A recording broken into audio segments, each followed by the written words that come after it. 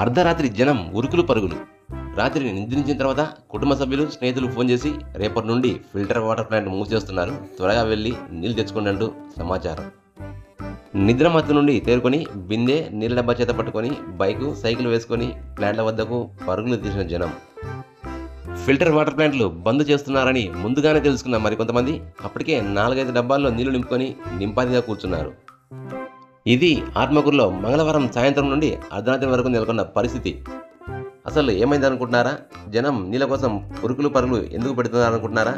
అయితే ఈ వీడియో చూడండి.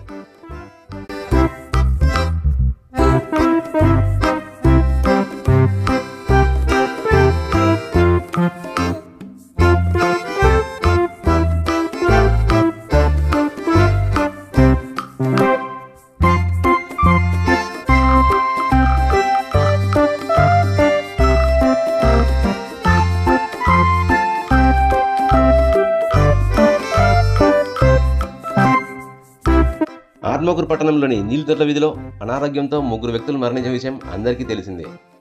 మృతుల బంధువులు, కుటుంబ సభ్యులు తమ వాళ్ళు కుళాయి నీళ్లు తాగి చనిపోయారంటూ చెబుతున్నారు. ఈ సంఘటనపై జిల్లా కలెక్టర్ ఆదేశాల మేరకు నీలితొట్ల వీధిలో ఉన్న 2 ఫిల్టర్ వాటర్ ప్లాంట్ నుండి శాంపుల్స్ సేకరించి టెస్టులకు పంపించారు. ఈ టెస్టుల్లో అదే కాలానికి కొంత దూరంలో ఉన్న ఓ ఫిల్టర్ ప్లాంట్ నీళ్లలో ఈకోలై బ్యాక్టీరియా ఉందంటూ సీజ్ చేశారు. అంతవరకు పక్కపక్కనే ఉన్న ఒకరినొకరు కనీసం పలకరించుకునే వాటర్ ప్లాంట్ యజమానులు అందరొకటై ఊరు బయట సమావేశమయ్యారు. మరొకరికి ఈ పరిస్థితి తలెత్తక ముందే మనమంతా ఒకటై మాటపై నిలబడాలని తీర్మానించుకున్నారు. క్షణాల్లో వాటర్ ప్లాంట్ అసోసియేషన్ ఏర్పాటు చేసుకుని మున్సిపల్ అధికారులు మా వాటర్ ప్లాంట్ నుండి సేకరించిన శాంపుల్ రిపోర్ట్ వచ్చేంత వరకు తాము ప్లాంట్ మూసివేస్తామని ప్రకటించారు. ఈ నిర్ణయాన్ని చిన్న వీడియో ద్వారా ప్రజల దృష్టికి తీసుకొచ్చారు.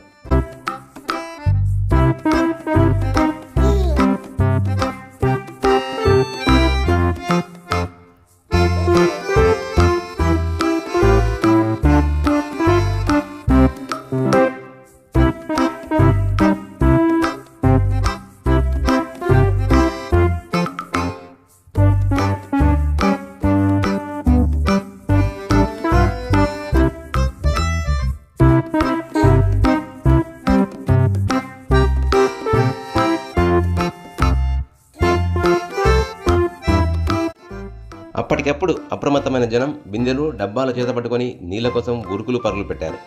మరికొందరైతే ఇంట్లో ఉన్న బిందెలను తీసుకువచ్చి వరుసలో పెట్టి గంటల కొద్దీ వాటర్ ప్లాంట్ వద్ద నిరీక్షించారు. నీళ్లు తీసుకొచ్చేవారు అందుబాటులో లేని వ్యక్తులు ఆటోలపై తీసుకుని వెళ్లారు. ఈ విషయం తెలియని చాలామంది బుధవారం తెల్లవారిన తర్వాత నీళ్ల కోసం వాటర్ ప్లాంట్ వద్ద వచ్చి మూసివేసి ఉండడంతో ఏం చేయాలో దిక్కుదోచని పరిస్థితి పడిపోయారు. మున్సిపల్ అధికారులు ఈ సమస్యపై దృష్టి సారించి సమస్య తీవ్రం కాకముందే పరిష్కరించే దిశగా ఆలోచన చేయాలని ప్రజలు కోరుతున్నారు.